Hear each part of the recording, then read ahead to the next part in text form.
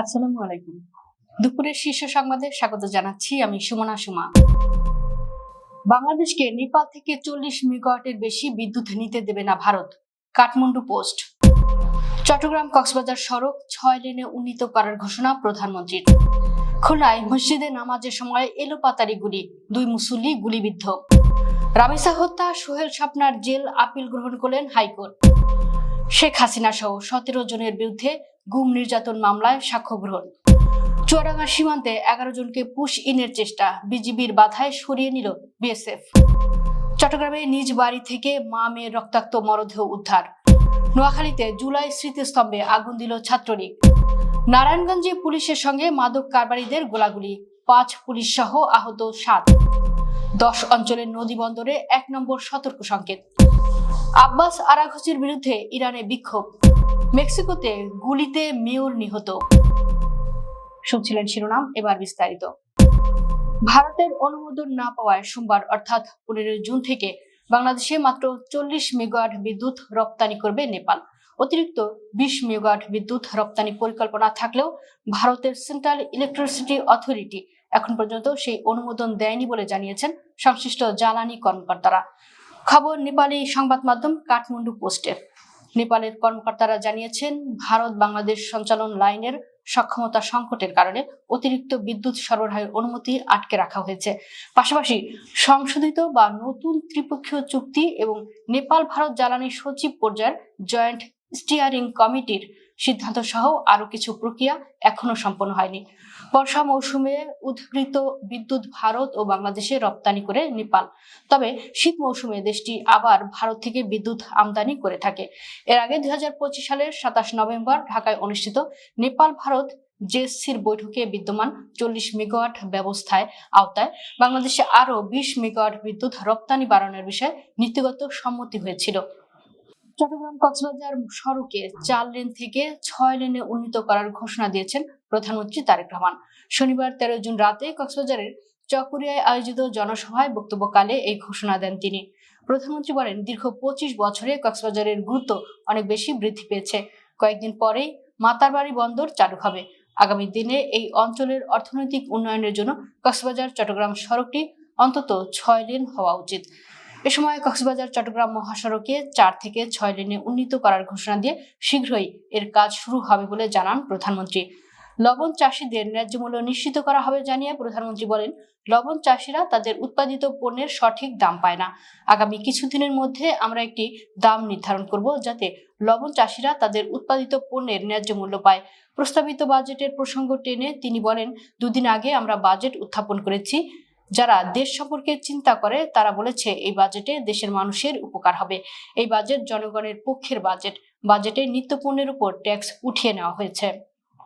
খুলনায় এক মসজিদে নামাজের সময় এলোপাতাড়ি গুলির ঘটনা ঘটেছে।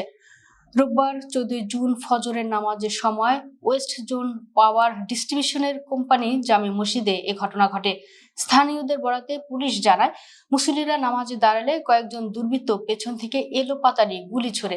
এতে লোকমান এবং আলম নামে 2 মুসল্লি গুলিবিদ্ধ হন। তাদেরকে মুসল্লিরা খুলনা মেডিকেল কলেজ হাসপাতালে নিয়ে যান। সেখানে অবস্থার অবনতি হওয়ায় উন্নত চিকিৎসার জন্য লোকমানকে ঢাকায় পাঠানো হয়েছে।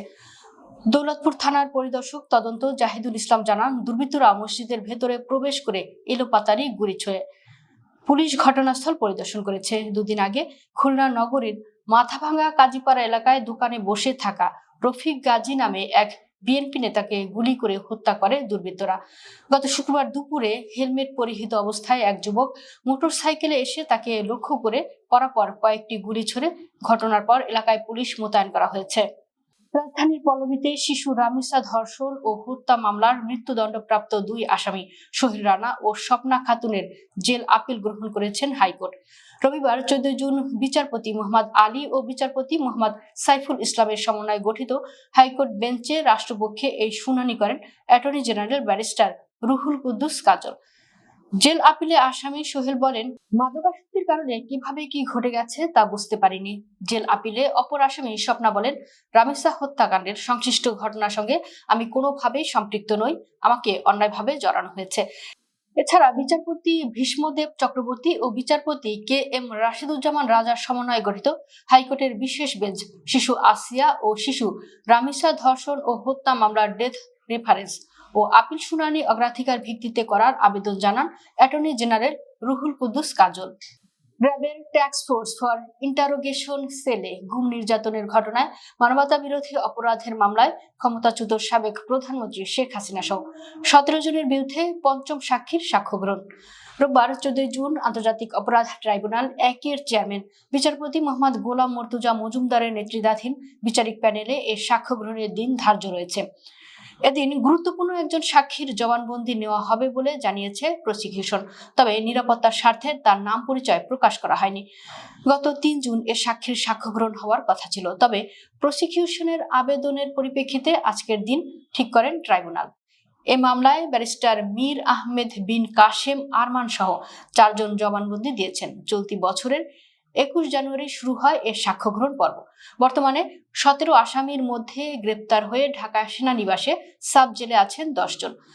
পলাতকরা হলেন সাবেক প্রধানমন্ত্রী শেখ হাসিনা, তার প্রতিরক্ষা বিষয়ক সাবেক উপদেষ্টা মেজর জেনারেল অবসরপ্রাপ্ত তারিক আহমেদ সিদ্দিক, সাবেক স্বরাষ্ট্রমন্ত্রী আসাদুজ্জামান খান কামাল, সাবেক আইজিপি বেনজির আহমেদ, র্যাবের সাবেক ডিজিএম খুরশিদ হোসেন, র্যাবের সাবেক মহাপরিচালক ব্যারিস্টার হারুন আর রশিদ ও র্যাবের সাবেক মহাপরিচালক লেফটেন্যান্ট কর্নেল অবসরপ্রাপ্ত মোহাম্মদ খায়রুল ইসলাম। চুয়াডাঙ্গার দর্শনা সীমান্ত দিয়ে 11 জনকে ঠেলে দেওয়ার চেষ্টা করেছে বিএসএফ, তবে বিজিবির বাধায় তাদেরকে সীমান্ত এলাকা থেকে সরিয়ে নেয় ভারতীয় সীমান্ত রক্ষা বাহিনী। রোববার ভোরে জয়নগর সীমান্তে এ ঘটনা ঘটে বলে জানিয়েছেন চুয়াডাঙ্গা 6 বিজিবি ব্যাটালিয়নের অধিনায়ক lieutenant colonel Nazmul Hasan. BGB ও প্রত্যক্ষদর্শীরা জানান, দর্শনা আন্তর্জাতিক চেকপোস্টের পাশে 77 নম্বর মেইন পিলার সংলগ্ন ভারতীয় অংশে ভোরের দিকে 11 জনকে জড়ো করে বিএসএফ। তাদেরকে বাংলাদেশে ঠেলে পাঠানোর চেষ্টা করা হয়। খবর পেয়ে দ্রুত সতর্ক অবস্থান নেয় বিজিবি সদস্যরা। তাদের সঙ্গে যোগ দেন গ্রামবাসীরাও। পরিস্থিতি বুঝে শেষ পর্যন্ত পিছু হটতে বাধ্য হয় বিএসএফ। পরে ওই 11 জনকে শূন্যরেখা থেকে সরিয়ে নেওয়া হয়। চট্টগ্রামের আনোয়ারা উপজেলায় নিজ বাড়ি থেকে মা ও মেয়ের রক্তাক্ত মরদেহ উদ্ধার করেছে পুলিশ। এ ঘটনায় গুরুতর আহত অবস্থায় চিকিৎসাধীন রয়েছে পরিবারের 5 বছর বয়সী এক শিশু। শনিবার 11 জুন দিবাগত রাত 11:30টার দিকে উপজেলার পরইকোরা ইউনিয়নের 6 নম্বর ওয়ার্ডের চেনামতি বড়ুয়াপাড়া এলাকা থেকে তাদেরকে উদ্ধার করা হয়। নিহতরা হলেন ওই এলাকার সুজন বড়ুয়ার স্ত্রী এনি বড়ুয়া এবং তাদের মেয়ে প্রিয়ন্তী বড়ুয়া। আহত শিশুটি তাদের ছেলে পিয়াস বড়ুয়া। সুজন বড়ুয়া চট্টগ্রাম নগরের খাতুনগঞ্জ এলাকায় একটি আবাসিক ভবনের নিরাপত্তা কর্মী হিসেবে কর্মরত। স্থানীয় বাসিন্দা সুরভি বড়ুয়া জানান, চিৎকার শুনে তারা ঘটনাস্থলে গিয়ে ঘরের দরজার কাছে এনি বড়ুয়া ও তার ছেলেকে রক্তাক্ত অবস্থায় পড়ে থাকতে দেখেন। এ সময় ঘরের ভেতরের প্রিয়ন্তী বড়ুয়াকেও রক্তাক্ত অবস্থায় পাওয়া যায়। দ্রুত তাদের হাসপাতালে নেওয়ার উদ্যোগ নেওয়া হলে এনি বড়ুয়ার মৃত্যু হয়। নোয়াখালীতে জুলাই গণ অভ্যুত্থানে নিহত শহীদদের স্মরণে নির্মিত স্মৃতিস্তম্ভে আগুন দেওয়ার ঘটনা ঘটেছে। এ ঘটনায় জড়িতদের শনাক্তে কাজ শুরু করেছে পুলিশ। শনিবার 13 জুন ভোররাতে জেলা শহরের জজ আদালত সড়কে উত্তর পাশে অবস্থিত কেন্দ্রীয় শহীদ মিনার ও মুক্তিযুদ্ধের শহীদদের স্মৃতিস্তম্ভের মাঝখানে নির্মিত জুলাই স্মৃতিস্তম্ভে এই অগ্নিসংযোগের ঘটনা ঘটে। তবে দিনভর বিষয়টি কারো নজরে না আসায় ঘটনাটি জানাজানি হয়নি। পরে শনিবার সন্ধ্যার দিকে স্মৃতিস্তম্ভে অগ্নিসংযোগের 25 সেকেন্ডের একটি ভিডিও সামাজিক যোগাযোগ মাধ্যমে ছড়িয়ে পড়ে বিষয়টি প্রকাশ্যে আসে। এরপর পুলিশ ঘটনাটি তদন্তে তৎপর হয়। স্থানীয় সূত্র জানায়, ভাইরাল হওয়া ভিডিওতে দেখা যায় একদল তরুণ স্মৃতিস্তম্ভ ও এর আশেপাশে দাহ্য পদার্থ ছিটিয়ে আগুন ধরিয়ে দেয়। এতে স্মৃতিস্তম্ভের নিচের অংশের কিছু অংশ পুড়ে যায়। ভিডিওতে উপস্থিত একজনকে বলতে শোনা যায়, জয় বাংলা, জয় বঙ্গবন্ধু। নারায়ণগঞ্জের ফতুল্লায় মাসদাইর গুদারাঘাট এলাকায় পুলিশের সঙ্গে মাদক কারবারিদের গোলাগুলির ঘটনা ঘটেছে। এ সময় মাদক কারবারিদের হামলায় এক এসআই সহ 5 পুলিশ সদস্য আহত হয়েছেন। পুলিশ শীর্ষ মাদক কারবারি মনির ওরফে ফাইটার মনির সহ 3 জনকে মাদক সহ গ্রেফতার করেছে। শনিবার দিবাগত রাত 11টার দিকে ফতুল্লার মাসদাইর গুদারাঘাট এলাকায় এ ঘটনা ঘটে। গ্রেফতারকৃতরা হলেন মনির ওরফে ফাইটার মনির, নাইম ও মাসুম। আহত পুলিশ সদস্যরা হলেন এসআই নন্দন সরকার, এসআই মনির, এসআই কামরুল হাসান, এসআই মনির হোসেন এবং কনস্টেবল আশিক। তাদের শহরের খানপুর হাসপাতালে প্রাথমিক চিকিৎসা দেওয়া হয়েছে বলে জানান নারায়ণগঞ্জ জেলা অতিরিক্ত পুলিশ সুপার অপারেশন ও অপরাধ তারেক আল মেহেদি। তিনি বলেন, মাদক কারবারিদের ইট পাটকেল নিক্ষেপে আমাদের 5 পুলিশ সদস্য আহত হয়েছেন, তবে গুরুতর নয়, তারা সবাই সুস্থ আছেন। দেশের 10টি অঞ্চলের উপর দিয়ে ঝড়ের আশঙ্কায় সংশ্লিষ্ট নদী বন্দরগুলোকে দেওয়া হয়েছে 1 নম্বর সতর্ক সংকেত। রোববার 14 জুন এমন পূর্বাভাস দিয়েছে আবহাওয়া অফিস। সহকারী আবহাওয়াবিদ কাজী জীবনেসা জানিয়েছেন, ময়মনসিংহ, ফরিদপুর, খুলনা, বরিশাল, পটুয়াখালী, কুমিল্লা, নোয়াখালী, চট্টগ্রাম, কক্সবাজার এবং সিলেট অঞ্চলের উপর দিয়ে পূর্ব দক্ষিণ পূর্ব দিক থেকে ঘন্টায় 45 থেকে 60 কিলোমিটার বেগে অস্থায়ীভাবে দমকা ঝোড়ো হাওয়া সহ বৃষ্টি, বজ্রসহ বৃষ্টি হতে পারে। এসব এলাকার নদী বন্দরগুলোকে 1 নম্বর সতর্ক সংকেত দেখাতে বলা হয়েছে। যুক্তরাষ্ট্রের সঙ্গে সম্ভাব্য একটি শান্তি চুক্তি নিয়ে মন্তব্য করার জেরে ইরানের পররাষ্ট্রমন্ত্রী আব্বাস আরাঘচির বিরুদ্ধে দেশটিতে বিক্ষোভ শুরু হয়েছে। শনিবার রাতে রাষ্ট্রীয় টেলিভিশনে দেওয়া এক সাক্ষাৎকারে আরাঘচি ওয়াশিংটনের সঙ্গে সম্ভাব্য সমঝোতার ইঙ্গিত দেওয়ার পরপরই এই বিক্ষোভ ছড়িয়ে পড়ে। বার্তা সংস্থা ফার্স নিউজের প্রচারিত একটি ভিডিওতে দেখা গেছে, কালো চাদর পরা এক নারী স্লোগান দিচ্ছেন, অনুপ্রবেশকারী বেঈমান আরাঘচির মৃত্যু হোক। এ সময় তিনি কালো ও লাল পতাকা উড়াচ্ছিলেন। এসব বিক্ষোভকারীর মতে, যুক্তরাষ্ট্রের সঙ্গে যে শর্তে চুক্তি হতে যাচ্ছে সেগুলো ইরানের স্বার্থ রক্ষা করবে না। এর সঙ্গে নিজেদের স্বার্থ উদ্ধারের জন্য থাকা হরমুজ প্রণালীর নিয়ন্ত্রণও ইরান হারাবে। তাদের অভিযোগ, চুক্তি করতে ইরানি আলোচকরা অনেক বেশি ছাড় দিয়েছে। রবিবার চুক্তি স্বাক্ষর হবে বলে মার্কিন প্রেসিডেন্ট ডোনাল্ড ট্রাম্প ঘোষণা দিলেও তা নাকচ করেছে ইরান।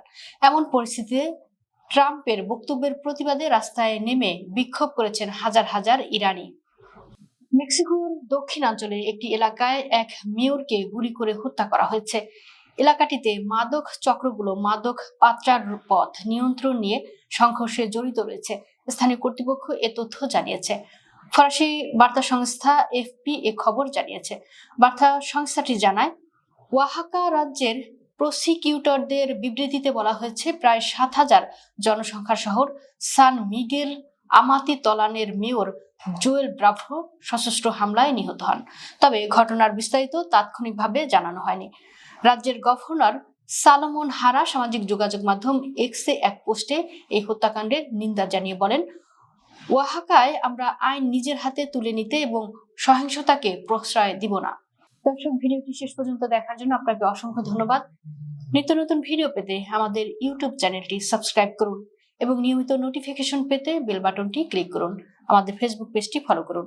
এছাড়াও আমাদের ভিডিও লাইক, কমেন্ট ও শেয়ার করুন। আল্লাহ হাফেজ।